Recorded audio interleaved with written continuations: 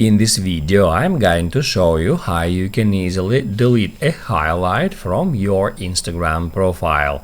Be sure to watch the video to the very end so you don't make any mistakes, and of course do not forget to like this video and subscribe to my channel.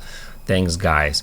So let's get started, and first off, open up Instagram app and then go to your profile.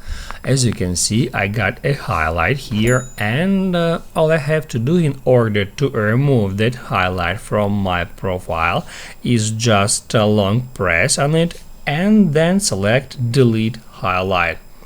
Then delete again, and what that will do, that will remove a highlight from my profile.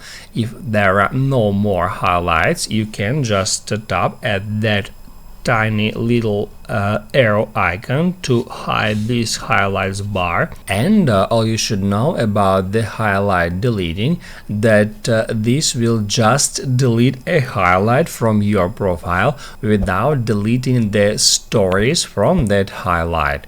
That's how you can easily delete a highlight from your profile. Now you can write down in the comments below if you have any questions about that tutorial. Hit the like button if you liked that video, and see you in the next one.